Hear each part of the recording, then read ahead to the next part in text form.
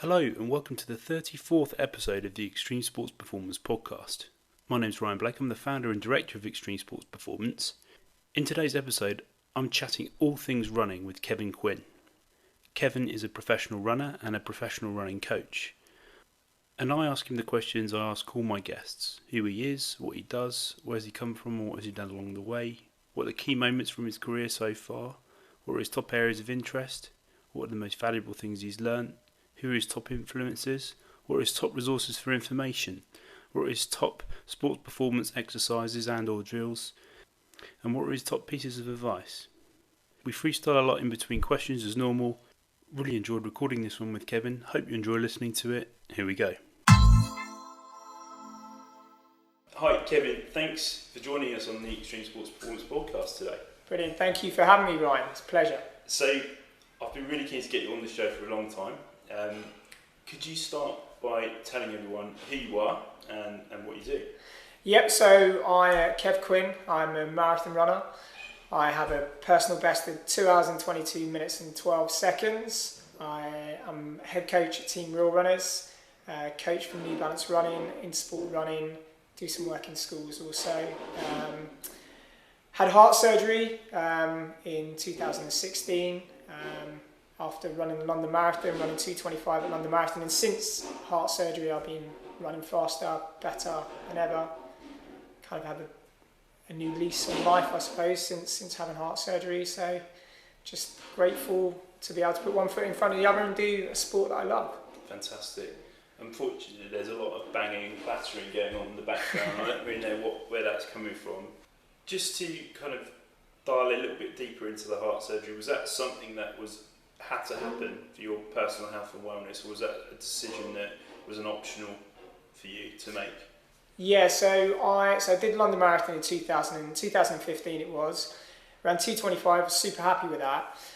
But after the race, just started getting some pains in my chest, like almost immediately after the race, and it would only happen in the evening. And there was a few occasions I would look into the mirror and I could see that my face had dropped a little bit. Yeah. I remember thinking like, there's no way I could have had a stroke. I've just run 2:25, at London. So I went to Cardiac Risk and the Young, brilliant charity who do health screenings, and they scanned my heart and they found that I had a heart defect. I had 4 holes in my heart. Biggest hole was like 1.8 centimetres, so quite big in the upper chambers of my heart. And they said that, I needed to have it repaired. Because what they were concerned about was a clot bypassing that hole, find its way to my brain and having, a stroke or... Yeah. Also, my right side of my heart was massively dilated, where it's just working too hard.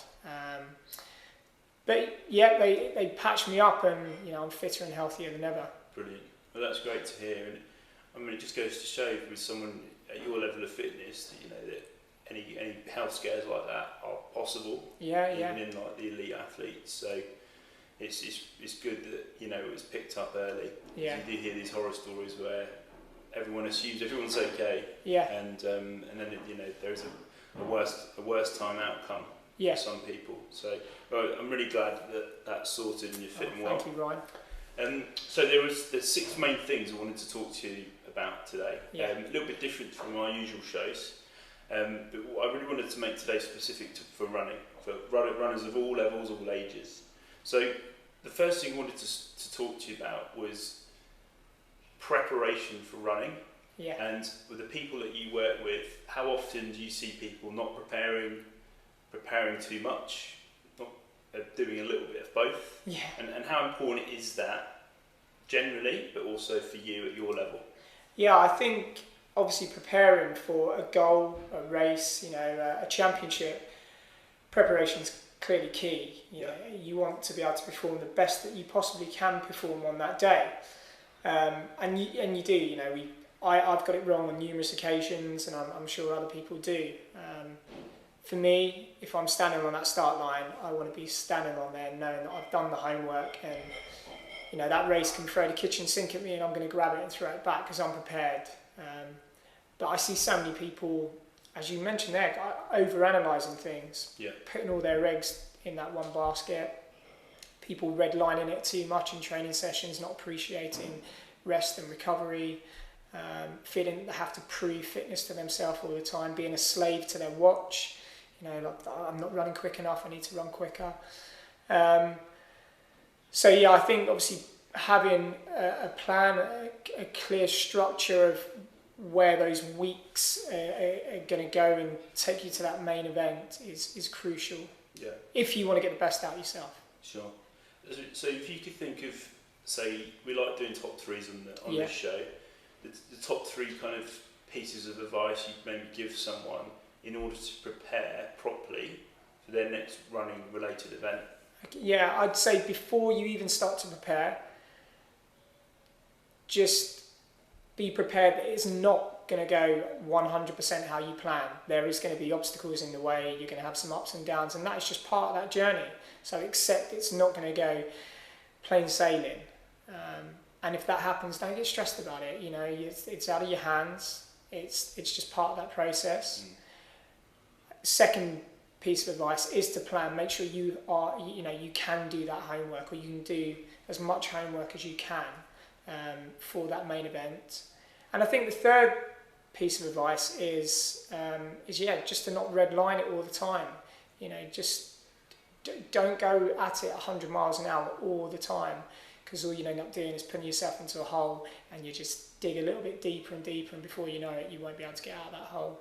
So, except it's not going to go as smooth as you want it to. It may do, and if it does, like, fair play.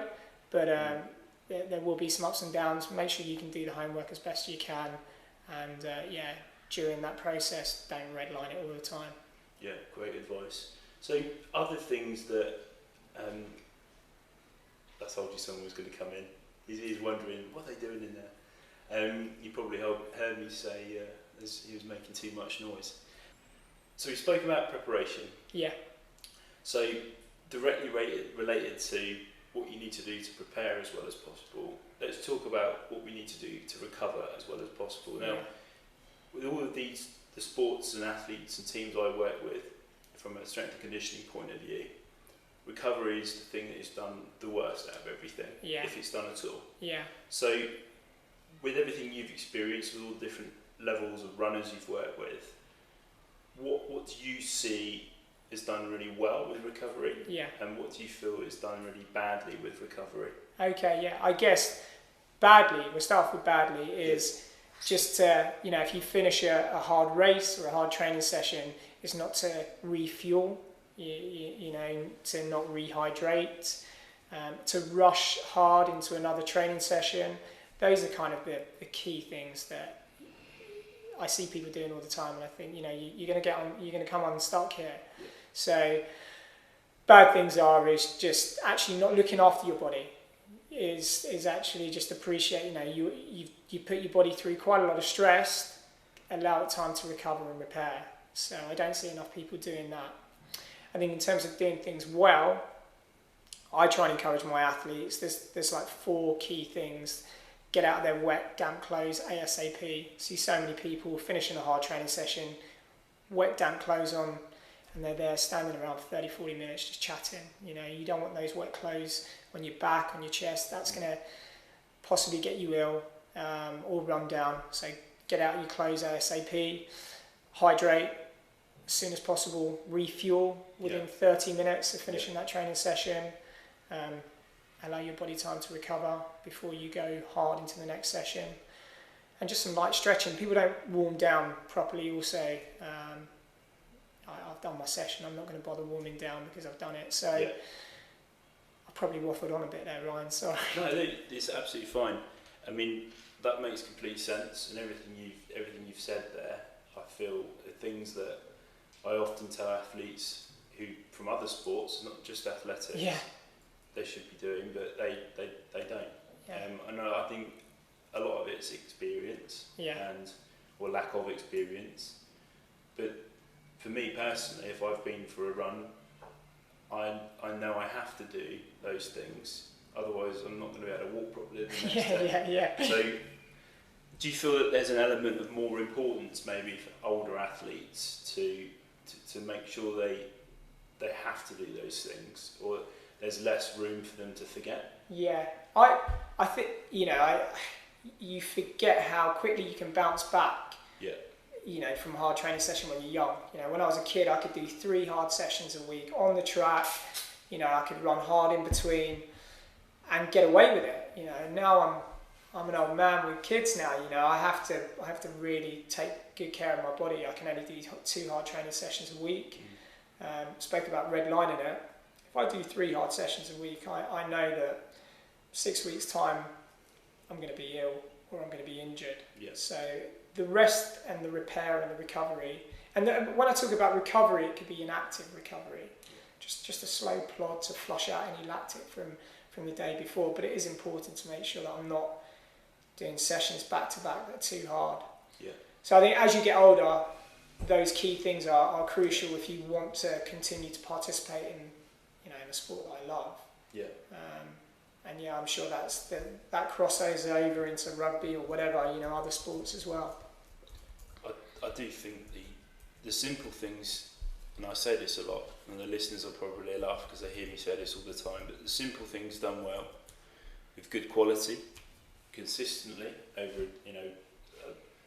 good periods of time, are what give you good results. I think that's especially true with older athletes as well. Once you start getting grey hair, there's less room for error, isn't it? Okay, great. So we spoke about preparation and we spoke about recovery. So I want to come on to this more strength and conditioning specifics a bit later. Yeah. And talk to you maybe about session suggestions or frameworks that people could maybe look to explore depending on what level they're at. I just wanted to talk to you now about travel and the stress that travel has on you personally, but the mistakes that you see people making as well. So maybe when they're travelling to like national events and or international events, what is your experience of that, and what do you feel that could be done better? Yeah, I think for me, if I'm travelling, racing abroad, it's kind of making sure that you've planned everything well beforehand. You want to make sure you stay in your hotel is fairly close to the start to the race, and so actually jumping onto Google and actually plotting out how far it is from one place to the other.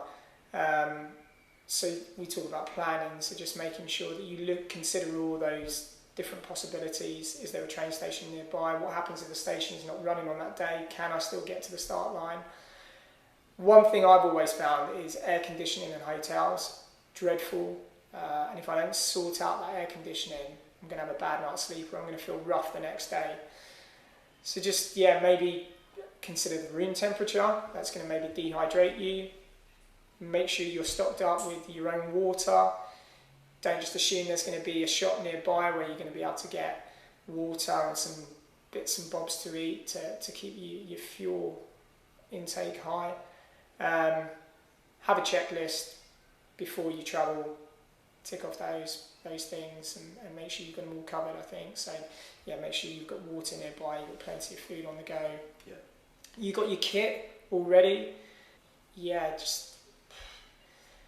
I guess things that you think that you take for granted, you don't take them for granted if you're travelling abroad for a race, especially a race that you may have been training for 16 weeks for. Yeah. Make sure you've got your own pins. Yeah. Don't just assume you're going to be able to get pins at the expo. Yeah. Vaseline, things like just all if you've got like deep heat, you need to rub on to your body. Those kind of things. So don't assume. Don't assume. Just be as prepared as possible. Yeah. And I guess that the more you experience those type of events, the more it becomes habit, doesn't it? Bringing those things with you. Have you ever suffered much from jet lag at all? Yeah, a little bit from jet lag. Yeah, a little bit. And I guess that's just, the days leading into it, just, before you actually fly, you want to try and capitalise on as much sleep as possible. Yeah, sure. And again, if you're going to have some jet lag, if it's going to be a few hours you're going to spend on that flight and time difference, you don't want to rock up 24 hours beforehand and then expect to race well the next day if you're tired, if you're shattered. So maybe consider arriving at that event a few days beforehand, 3 or 4 days even, just so you can acclimatise to that. Same with altitude as well. Okay, no, that's really good advice. And I suppose just semi-related to travelling and recovery, have you had much experience with compression garments at all? Do you use those personally? Yeah, I've never used them, but you'll talk to many athletes who will swear by them. I've never used any compression products. I know New Balance who are fantastic to me. I know they've got plenty of different compression socks, compression sleeves, and when when I've travelled to races, you see people sitting on the plane wearing their little shorts and a pair of compression socks. They look a bit funny in them, but does the trick. I guess it's personal preference, isn't Absolutely. It? But there's a lot of research to suggest there's benefits. Yeah. And I've had lots of surgeries personally, my knees and from rugby, and I have to wear socks now when I'm on a plane. Just otherwise I'm in bits for days afterwards. Yeah. Just find that extra bit of compression and pressure just helps the blood flow a lot more when I'm sat down a lot. And it does make a big difference. I guess if it works, you're daft kind of changing things. Exactly. Right? It's like anything in life, I suppose, isn't it? If it feels good, it probably is good, and vice versa. And if you feel it works for you, then keep doing it. Definitely, and psychologically as well. I think that's the other thing. So that's a really good segue. So, with regards to physical preparation for these events, how important is the mental preparation for these events, and what do you feel personally works well for you going into maybe a high pressure situations or events that maybe a little bit more anxious about? Yeah, I think the older I've got, the better I've got. I used to be a nervous wreck beforehand as a kid, panicking before a race, trying to find out who your competitors are and find out what their best times are. But the older I've got, the better I've got. I try to visualise the race beforehand, try and think about all the things that can go well. Equally, I try and think about all the things that can go wrong. If I go off too hard, get too carried away, how badly it might go. Right. So trying to focus and visualise on the goods and the bads. I think maybe for your listeners that are runners, especially things like a half marathon or a marathon, you're on your feet for a long time and there is going to be points where it's going to go bad and your ego is going to be broken and that little devil on your shoulder is going to tell you can't do it. And I'd say when that happens, you got to try and be as positive as you can. You need to kind of flip it, replace those negative thoughts with positive thoughts that, like you can't do it and I am going to do it. I am going to do it, I will do it, watch me do it. So just try and be as positive as you can, I'd say in terms of, and the mind is a powerful thing, right? You start to believe in your own ability. Yeah. It's amazing how far you can push yourself. Sure thing. Awesome. Okay. Well, I know from personal experience, the furthest I've ever gone is a half marathon. Yeah. But that was a couple of years ago, and it was one of the best things I did because I found it a really good personal achievement because I didn't think I could do it. Yeah. Purely just because my body's been through so much. But there were definitely moments. It was a Windsor one, so it was quite steep. That there were moments where my body was telling me, "You're not going to get to the end of this." Yeah. But I think I just looked at it at a kilometre at a time. Really, not I've got to finish this. And just breaking things down into smaller steps. Yeah. Made it a lot easier. Oh, that's great advice. For somebody from couch to 5k, same thing. It might be a case that you get yourself up to 1 kilometre, 2k, 3k. Before you know it, you're covering 5 kilometres, regardless if it's a brisk walk or a run. But break it down into small segments. So let's talk about that next then. So if someone's listening and they really want to start running and maybe do their first event and they've not really done much before, what would be your as a coach and as an elite runner, what would be your advice to them? Small steps. Okay. Don't think you've gone from coach to 5k and then overnight you're going to be ready for a marathon. like a marathon, it's 26.2 miles. It's a long way. So, but there's no reason why you can't eventually get there. So small steps, small goals along that journey, and it may be a case of covering 5k and then running 5k without stopping. So just have small goals, even if it doesn't go particularly well. Take the small victories that you can. That small victory may be a case that you got out there and you gave it a go. So just plan, have some race. I'd say races are a great motivational tool and focus. So 5k, 10k, half marathon. Yeah. But don't expect to just throw yourself into something crazy. Yeah. The body takes time to get used to it and acclimatise to the training effects that are going to get you through. So it would be a slow and steady build up to distance, or volume. Yeah. And it just, I suppose, being consistently consistent at that. So, being able to run the lower distances consistently well. Yeah. Before building up to further distances. Yeah. Definitely. Okay. I'd say that, we talk about consistency, but it has to be the correct consistency as well. Sure. But I think that is really good advice that you said. Actually, just because you run 5 kilometres, it doesn't necessarily mean you need to jump straight to 10k. Get comfortable running 5k. And you may see that 5k time just naturally get quicker because your body's becoming a lot more acclimatized to that distance, and it will let you know when it's ready to progress and move forward. Okay. So let's talk about then people maybe who are already at a half marathon distance, and they're licking their lips for a marathon. Yeah. That's their next goal. What would you say they need to kind of focus on from a training aspect, specifically? All depends on the individual. You might, and ages. If you've got someone who is slightly older, they have a history of injuries, Achilles problems, calf problems, you probably back off the speed work a little bit. The stresses of getting on their midfoot, forefoot, and pushing on. So I think it all depends on that individual. Okay. Bread and butter, you need to increase your long runs. It's the time of the feet. It's important. Psychologically as well, you want to be physically and mentally ready. I've covered 18, 20 miles in training, plus all the other miles in the week. I should be able to finish 26.2 miles here. If you are maybe somebody's focused on more of a performance time, speed work is obviously important as well. Just working on your running economy, so trying to get your physiological parameters down, heart rate down, oxygen consumption down for a specific workload, and that will happen through speed work, tempo runs, threshold runs, with typical running jargon. But yeah, key sessions that are going to get your legs ticking over faster, tapping into your fast twitch fibers. But you need that consistency. And you mentioned about S&C earlier.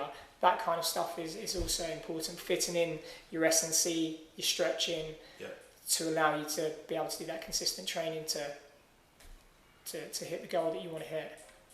So, we've touched upon it there. So, say you've got then a seasoned veteran, someone who's run a handful of marathons at a decent time. Yeah. And they're in good shape, but they want more. They want to run a PB. Yeah. They're not quite reached yet. You mentioned certain specifics they have to do, which will help with that. Could you go into a little bit more detail, maybe give some examples about speed work, those tempo runs, just basic sessions, examples of sessions that people listening to this might be able to try and do themselves? Yeah, for sure. I think a lot of people that do run, what they tend to do, Ryan, is they put one foot in front of the other. They just get out and they run, which is fantastic. That's brilliant. But a lot of people get into this habit of just the same pace. Yeah. Not so much plodding, but just one foot in front of the other moving forward. I think mixing that up with some intervals, 10 by 1 minute on, 1 minute off. And that 1 minute off could be a walk, but that 1 minute on, strong running, change your mechanics, run fast, feel good. There's nothing better than running fast. So, it could be 1 minute strong running, quicker than your 5k pace, aiming for your maximum mile pace, and then that 1 minute recovery, just slow jog, brisk walk, just allow that heart rate to drop, and then go again. And that's 10 minutes of hard running, but you'll be amazed at what that can do for your fast twitch fibers. Just having a look at your watch and, wow, am I really running that fast? I didn't think I could. 1 minute then will become 2 minutes, 2 minutes become 4 minutes, 4 minutes might become 10 minutes. So, but you never know if you don't kind of excel and push yourself. So how would those intervals and that speed work, how would that help someone then when they run a marathon? So I guess for that, somebody may run that 1 minute effort at 6 minute miling, and they are looking to break 4 hours of the marathon, so just over 9 minute miling. So the further you can take someone away from that average pace, the easier it's going to feel. You still have to do the bread and butter, the long runs, but we want to take you so far away from that average marathon pace that when you're forced to run at that pace, it feels that much easier. Got it. Okay. If that makes sense. Yeah, complete sense. I found my sweet spot when I did taking my own mind back to Windsor. I found my sweet spot pace, which it wasn't easy, but it wasn't too hard, but it was a pace that I felt comfortable at, and I suppose steady at. I knew if there was a hill there, or I was going up or down a hill, at different phases of that race, the pace would change. But I wouldn't panic, because I knew that if once I got back to that, I suppose, race pace for me, everything settled down. But I had that ability where I was comfortable running a bit quicker if I had to. One thing which I don't think we've spoke about is those races are pretty chaotic sometimes, and they're busy, and there's a lot of people in your way, and it can be quite frustrating, especially if you're not at the front of the pack. So I think being prepared to be forced to slow down or speed up was the biggest shock for me when I first did it. I mean, what was your experience of that? Yeah, I actually London Marathon when 2015, when I found out about my heart. I remember somebody saying to me, I wanted to run 2:25, and I remember some guy saying to me, just remember on that start line, today's the day, 300-400 people don't run sub 2:25, and that really stuck with me. He said, just remember that for the first couple of miles, and the gun went off, and there was about 300-400 people ahead of me, and I had to kind of remind myself, this is my race.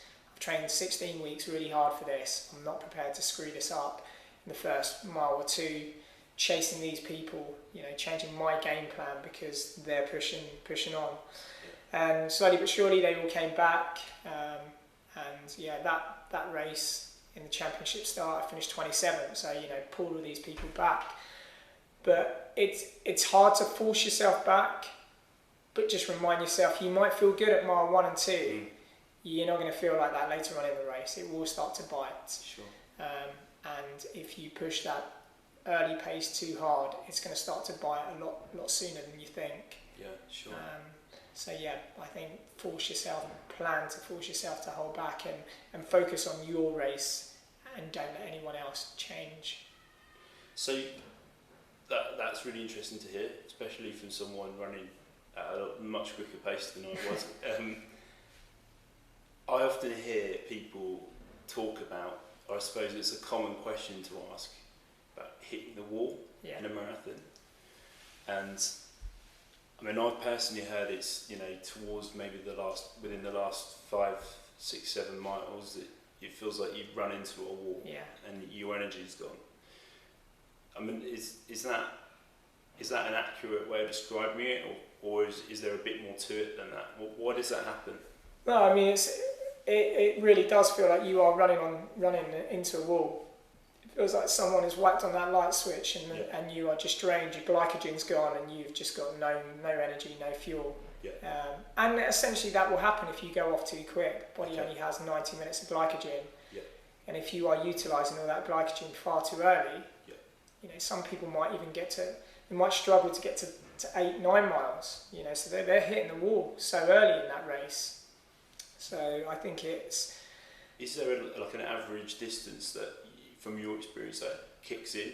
Like, when's the kind of earliest and latest markers of a marathon that happens that you've experienced? Yeah, so the irony is I'm talking about don't fall into anyone else's race. So 2015 I didn't do that.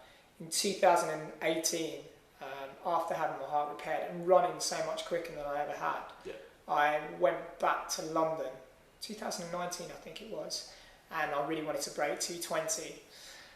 And I was a bit unsure whether I was in that shape, but I went off with the leading group, and I think we went through the first 5k at 2:16 pace, and I knew that it was going to end badly. And I got to halfway and I was struggling. Went through halfway, just over 69 minutes, and yeah, I was screwed. Really? Yeah, I was in a bad way, and I planned to drop out the race, but I saw my family and friends, and you see so many people running for such fantastic charities, and you run in memory of people. Yeah. But I persevered and I finished, and it was great finishing, but it was an awful experience. You know, so I'd hit that wall before halfway. Right. Okay. But then I went to Valencia that same year in December, and I kind of made sure that I stuck to my game plan. And actually, I ran 2:22. I didn't hit the wall. My last 2 or 3 miles was kind of running 5-minute mile and much quicker than the average pace. So I think if you judge your race properly, you get your fueling right, you know, you do the homework and you stick to that game plan, you could actually run a whole race without hitting that wall. Okay. But it is hard not to get carried away. Sometimes it just happens. I get it. I mean, especially if you've got a goal in mind, or there's, I suppose, external pressures on you. You get caught up in it, don't you? Yeah. So we spoke about the glycogen depleting. So let's talk about nutrition. So let's talk about training first. So if you're going to be doing, you know, how do you split your training sessions up in a week? Do you do light, medium, and hard sessions, or do you kind of categorise them by distance or time? How do you do it? Yes, not by time on myself. It will be kind of roughly, I will run maybe 80 to 90 miles a week training, and that will be double runs most days. Yeah. The majority of my running will be pretty easy. People have different philosophy, 80-20, like 80 easy, 20% hard. I guess you have to find what works for you. Sure. I will do 1 interval session a week and 1 tempo threshold run a week. Threshold would be kind of between half marathon and marathon pace, slightly longer. Interval sessions will be fairly short, tapping into my fast twitch fibers, running quick. But yeah, a lot of it is just easy running. Okay. Yeah, just easy running really. That's really interesting. So how would you fuel for those then, Kev? What would be your kind of typical breakfast, lunch, or dinner and around those easier and harder training days? Yeah, I'll be honest with you. You know, there's no point lying. My diet could be a hell of a lot better, and I'm sure you'll ask any athlete, any person really. You know, anyone that says my diet is amazing, probably lying, probably telling fibs. But my morning runs. Like this morning I ran just at 6 o'clock this morning, ran 9 miles. I ran that completely fasted. I had a cup of tea actually, and then went out for a run. I will come back and I will try and eat within that 30-minute window. Like cereal, banana. Try and avoid coffee in the morning. Like an orange juice. Do like my coffee, so I will have a couple of coffees a day. But during breakfast, try and park that caffeine to one side. Lunch, just bowl of pasta. You know, quite fortunate at school. What kind of work at? There's got good lunches, so the lunches are always good. And then just the typical big dinner. I try and get plenty of carbs in me, some protein in there as well. Throughout the day, I will try and stay as hydrated as I possibly can. Maybe 2-3 litres of water a day. But most morning runs fasted. If I'm doing a track session or my interval session or a tempo, I'll try and have a decent breakfast beforehand, maybe an hour and a half before, just so I can go in that and I know that I'm not going to bonk, I'm not going to have any glycogen depletion. If I'm doing a long run, I'll run with gels. Anyone that's doing a marathon or a half marathon or attempting to use gels, say get into the habit of practicing how those gels sit on the stomach before you go into that event, because sometimes they can leave you short, on a run if you need to find the loo or something like that. I've been there. I think it's the typical first race mistake of like not thinking you need to use the loo. Yeah. So just before. God. And then there's just queues and queues of people who all have the same problem. But I found that I played around with using those carbohydrate gels, and some were more hydrating than others, but it took my body by surprise the first time. But then the more I used them, the kind of more used I got to them. But I found that got me through. Yeah. Personally, I think that's brilliant advice. But it's like anything really, with any other sports, like don't try a different type of food or something you've never eaten before. Yeah. Like the day before or of an event. Yeah. Because you just never know how your digestive system's going to respond. Yeah, yeah. And it's amazing how many people do, right? Like, amazing. I mean, I'm sure with the number of athletes you've worked with. It's especially when you're travelling, like to different countries and the cuisine's different. Yeah. It's great to explore and try different things, but do it on a recovery day or a day where you don't train or don't have to compete. So if things do go wrong, you can get away with it. Yeah. I think just stick to things you know your body can tolerate and use well, and not upset you. Yeah. So that's great advice. I know people don't like talking about it, and there's probably a few listeners going, "Oh, that's gross," but we've all been there. Yeah. So we might as well be upfront about it. Yeah. So we spoke about nutrition and your different types of, I suppose, conditioning side of your running. Yeah. So how important is strength work to you, and other forms of, I suppose, power training, maybe plyometrics? Is that something that you have to do, or something you feel is important? Yeah, plyometrics did loads as a kid when I was on the track, some more explosive stuff. Yeah. To be honest, I don't do a great deal of it now. I know that I should. I think a lot of people get to a certain age and they think, right, okay, I'm past that. I'm not going to get any benefits from doing plyometrics. We kind of park it up, which is kind of nonsense, really. If we still can be explosive and have a bigger stride, it's going to be able to run faster. That is going to help towards that.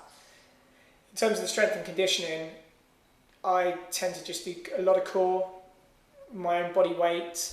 I think it's really important for you, like biomechanics. I think if you want to hold your form, because there's going to be a point where you're going to get tired, you're going to start to drop and sink. If you're strong in your core, you're going to be able to maintain good posture, hold that form better.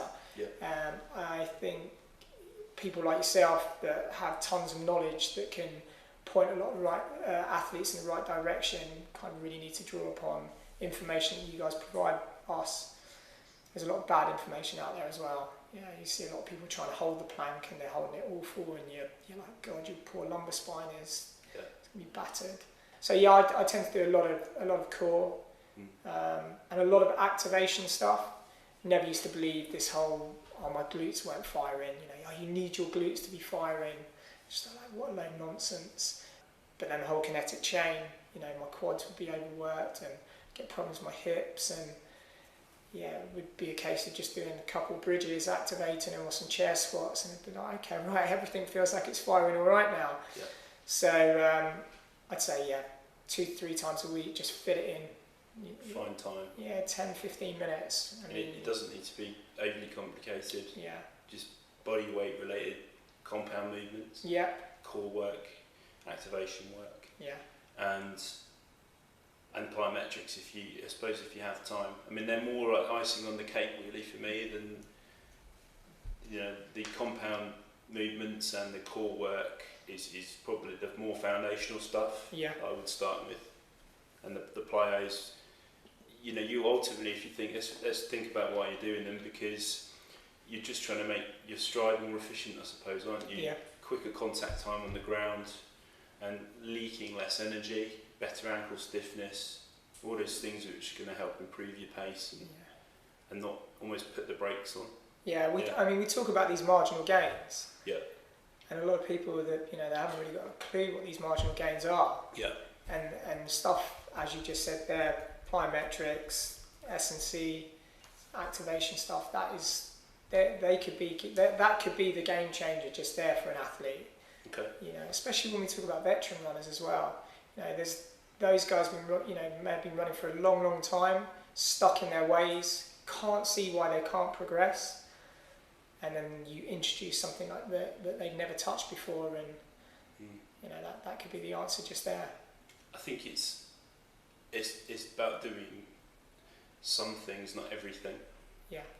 Seeing if it works for you, is it valuable, and if it's not, fine. Try something else, but at least you've tried it. I know so many athletes going, "Oh, I wish I'd done this," or "If only I'd done that," because they, for whatever reason, they just felt they didn't want to, or they're embarrassed or scared to. But there's so many different things which could help you. Yeah. Give them a go. It's not, but at the right time. Yeah, not the day of an event or the day before. Great, Kev. Awesome. So the last couple of things I want to talk to you then about were very much related to what we were just talking about. So injuries. Yeah. So what in your opinion are the most common injuries in runners? Stress fractures or stress response. Okay. Those two things. I guess overuse, more performance based. This is overuse, too much mileage, redlining it too much, not allowing the body time to recover. Yeah. Stress fractures or stress response, and then they continue to train, and then that leads to stress fracture. Tendinitis, tendinopathy, usually down to poor mechanics or things not being activated. Footwear maybe. Right. They're probably the the main injuries. What would you say can steer you away from those things? Decent pair of running trainers, right. Definitely. Obviously, massive fan of New Balance. So sure. I have it like ever since I've been wearing them. Touch wood, I've been injury free. Awesome. Definitely a pair of decent running shoes. But don't just go into Sports Direct and grab a pair. Otherwise you might as well just go in there, shut your eyes. Trainers have to be biomechanically correct for you. Okay. Have a look at whether you need supportive shoes. Yeah.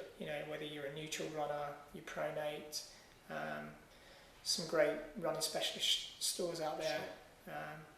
Sure. So I'd say in terms of injury prevention, decent pair of running trainers, and also just some S&C, looking after that kinetic chain. Yeah. So looking after your body, getting I suppose ready for the force that it's probably going to be exposed to on a more regular basis. The key word for me there is robustness. If you're robust and you can tolerate force as well as produce it, then you're less likely to injure yourself. Yeah. But by doing all those things we discussed, by planning your training, preparing properly, wearing the right equipment, doing some strength work, you're maximising your opportunity to run more. Yeah. Whereas if you don't do those things, you're minimising it, because you might just reach a limit where you can't go above, or you might be injured and you can't run at all. So I think that's the key message I really tell everybody in any sport is maximising your opportunity has got to be your highest purpose. Yeah. And everything can filter under that. Awesome. So just to kind of wrap up then, Kev, a couple of last things I wanted to speak to you about. When you are training, what kind of variables on your watch are most useful to you, and what can people start to use to track or monitor their progress, or if they're working at the right level? Yeah, there's so many fantastic training apps there now. Yeah. That you can monitor progression. For me, it tends to be heart rate, mostly because of my heart repair surgery. Pace, I'd like to know what pace I'm running at. Mm-hmm. And also distance. I'm keen to know how far I've gone. So they're the kind of variables that I look at. Things like cadence, don't really look at, to be honest. They give you a VO2 max prediction, but unless you're having a proper physiological assessment, I always take that with a pinch of salt. But yeah, they're the kind of things that I like. I think by having a watch, you know, in some of these training apps, you kind of almost feel you have a bit of accountability, so there's a bit of motivation to get out there and do it. That's a good point. Yeah. And it's nice to have that accountability, whether it's, you know, you have a coach, or, you know, whether you pay for an app. But by having that accountability, it gives you that motivation to keep moving forward. Awesome. Brilliant stuff. Well, I think we've pretty much covered everything there that I wanted to talk to you about today. So thanks very much for your time. I found that really interesting. If people are listening to this and they maybe wanted to ask you some follow-up questions or explore the world of real runners in a bit more detail, what's the best way they can do that?